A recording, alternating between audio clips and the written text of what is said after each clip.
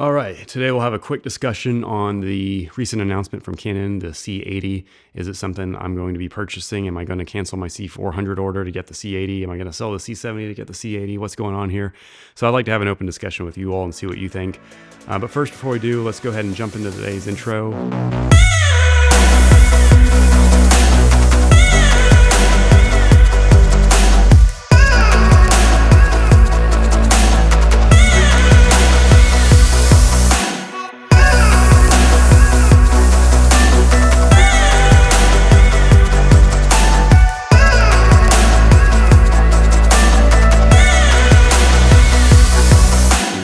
Video, you understand there's a few little things about the C70 that made me just a little frustrated. Why didn't Canon just include an SDI port? Why does the R5 have a CF Express card port but not the C70, designated cinema camera that shoots internal RAW? Why do we get a flimsy screen on the back? So there's a few complaints, even though I love the C70. When the C400 was announced, I incorrectly called it the Mark II of the C70, the C70 Mark II. But now with the announcement of the C80, we can see that I am clearly wrong. The C80 holds that spot.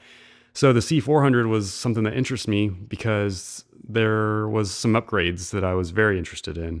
The full frame sensor, 6K, which my clients don't necessarily care if I deliver a 6K deliverable, but it's nice to have, especially if I'm doing any sort of post-production cropping or anything like that. And also longevity. I want the ability to be able to shoot 6K once the industry does catch up. I like the fact that it does have SDI, and again, my clients aren't demanding that I have an SDI port, but again, it gives me options. If an ad agency mandates that I have an SDI port for the job, then I'm glad I have a camera that has SDI capabilities. You know, just these things about the camera that are worth the upgrade for me.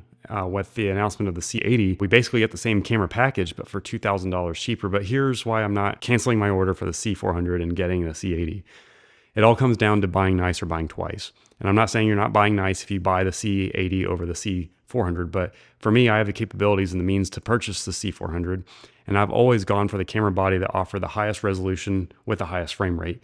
And the fact that it can shoot a higher version of internal RAW utilizing the CF Express card ports, which the C80 does not have, gives me the justification to keep my order for the C400, even though it's $2,000 more for those features. So that's the bottom line up front. I just want the camera that can shoot 6K at 60 frames as opposed to 6K 30 frames. I've always enjoyed utilizing those creative frame rates for both professional and creative works alike, utilizing that slow motion. I figured if it's going to make me happy over the course of the life of the camera, I'm willing to spend the extra $2,000. I also like the form factor a little better on the C400, more traditional box style camera as opposed to the DSLR kind of style we have with the C70 and the C80. So there's that too, but that's a minor preference. Being able to utilize the CF Express card ports also is a key factor in my decision making in all of this. Quickly, if you're unfamiliar with the media types, so you have SD, XD over here, flimsy, plastic, still capable, but we got 4K, 8K capabilities, but not nearly as fast as the write times and read times on your CF Express.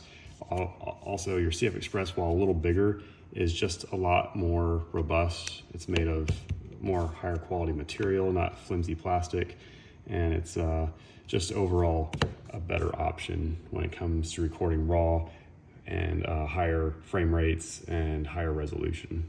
So for that reason, I am not looking at canceling my order and getting the C80. Am I going to sell my C70 to get the C80?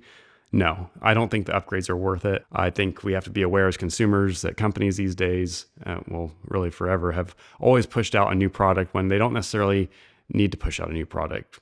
iPhone is notorious for this. They'll release a new iPhone every year, and there's not much anything new about it, and everyone gets all hyped up about it. And then it's really just the same thing as the previous year, just with a few firmware updates and a different color.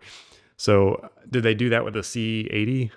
In a way, no, because if I'm a new aspiring cinematographer and I'm saved up some money and I want to get a new cinema camera, I would definitely consider the C80 because it offers a lot of awesome features. But if I already have the C70, there's not enough justification for me anyway, unless your job mandates it, to get it just for an SDI port and just for some higher resolution. I am a little upset with Canon for not including already on the C70 an SDI port. Why would they not do that? That's my complaints, that's my spiel, and that's my plan moving forward. Now, in the perfect world, I would have a C400 as my A cam and a C80 as my B camera. C80 has its benefits being a little more versatile in terms of rigging options on a gimbal, on a vehicle mount, things of that nature. And my C400 can live on the sticks or a shoulder rig or handheld. I think that would be the ideal combo. But for now, my combination, until I can afford it, will be the 24 to 10. The 24. That's the lens I just bought. I just invested $3,000 in a new lens, the 24 to 105 f2.8, which I think will be paired perfectly with the C400. But for now, like I mentioned, the C70 and the C400 are going to be the two cameras in my kit for the time being. And then I got my two R5s as well. I'd love to hear your thoughts. Let me know what you think, if you're interested in the C80 over the C400, or if you think it's worth it to get the C400 for $2,000 extra more, just for some slower frame rates and CF Express card ports. I'd love to hear your thoughts. I'll catch you in the next video.